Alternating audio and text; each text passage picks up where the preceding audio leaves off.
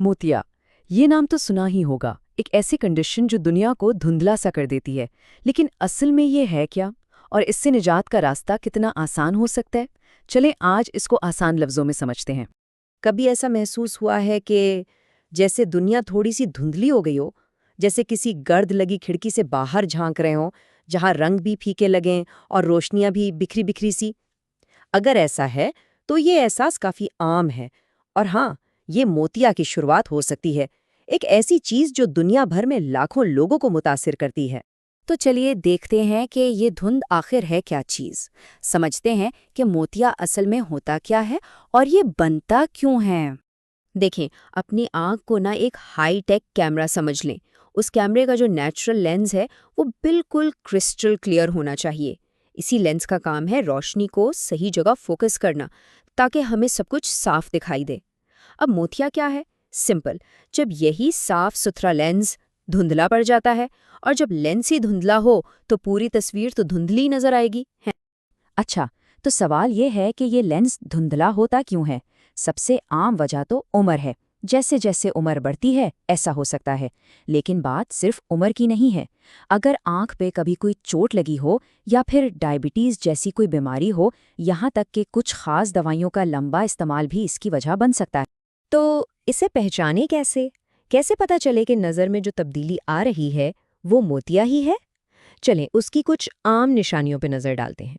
सबसे पहली चीज तो धुंधलापन। ऐसा लगे कि जैसे हर चीज पे एक पर्दा सा आ गया है।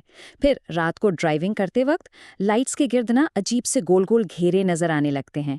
रंग भी फीके लगने लगते हैं, थोड़ा पीलापन आ जाता है उनमें। और हाँ, पढ़ने लिखने में भी मुश्किल पेश आने लगती है। लेकिन खुशखबरी ये है कि इस धुंध से निकलने का एक बिल्कुल साफ और सीधा रास्ता मौजूद है। तो चलिए अब बात करते हैं इसके डायग्नोसिस से लेकर ट्रीटमेंट तक के सफ़र की। साफ नज़र की तरफ जो सफ़र है ना, उसके आम तौर पे 3 स्टेप्स होते हैं। पहला स्टेप प्रोफेशनल डायग्नोसिस, यानी आई डॉक्टर के पास जाना। वो स्लिट लैम्प जैसी मशीनों से चेक करके कंफर्म करते हैं कि मसला क्या है। दूसरा स्टेप, अगर मोतिया शुरुआत में है तो उसे मैनेज करना। हो सकता है नए नंबर की ऐनक से काम चल जाए। और तीसरा स्टेप, आखिरी हल यानी सर्जरी। ये तब होती है जब नज़र आम जिंदगी को मुतासिर करने लगे। तो मोटा मोटा देखा जाए तो इलाज के 2 तरीके हैं। एक तो है शुरुआती मैनेजमेंट। उसमें तेज़ रोशनी इस्तेमाल करके या ऐनक का नंबर बदलवाकर कुछ अरसे तक काम चलाया जा सकता है। मगर ये यूँ समझें कि एक टेम्पररी फिक्स है। असल और आखिरी हल है सर्जरी। इसमें होता क्या है, डॉक्टर बहुत एहतियात से इस धुंधले लेंस को निकालकर उसकी जगह एक बिल्कुल नया साफ आर्टिफिशियल लेंस डाल देते हैं। सिंपल। और इस सर्जरी का रिजल्ट, वाओ! इसको बिल्कुल ऐसे समझें जैसे आप बरसों से एक धूल भरी धुंधली खिड़की से बाहर देख रहे थे, और फिर अचानक कोई उसे हटाकर वहां एक बिल्कुल नया चमकता हुआ शीशा लगा दे।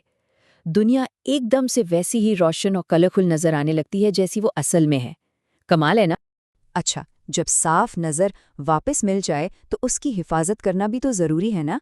तो चलें अब कुछ ऐसी चीज़ों पे बात करते हैं जिनसे आंखों की सेहत लंबे अरसे तक अच्छी रह सकती है। और आसान आसान सी टिप्स हैं, कोई मुश्किल काम नहीं। जब भी धूप में निकलना हो, अच्छी यूवी प्रोटेक्शन वाली सनग्लासेस ज़रूर पहनें। अगर डायबिटीज़ का मसला है तो उसे हमेशा कंट्रोल में रखें और स्मोकिंग से दूर रहें।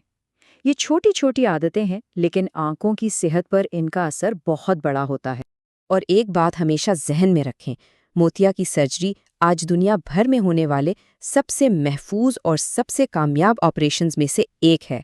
लाखों करोड़ों लोग इससे फ़ायदा उठा चुके हैं। तो ये डरने वाली नहीं, बल्कि एक उम्मीद वाली बात है। तो आखिर में ये सवाल सोचने का है, अगर दुनिया आज पहले से ज़्यादा साफ और रोशन नज़र आने लगे तो इसमें क्या नया देखना पसंद करेंगे? एक साफ सुथरी दुनिया क्या कुछ नया दिखा सकती है?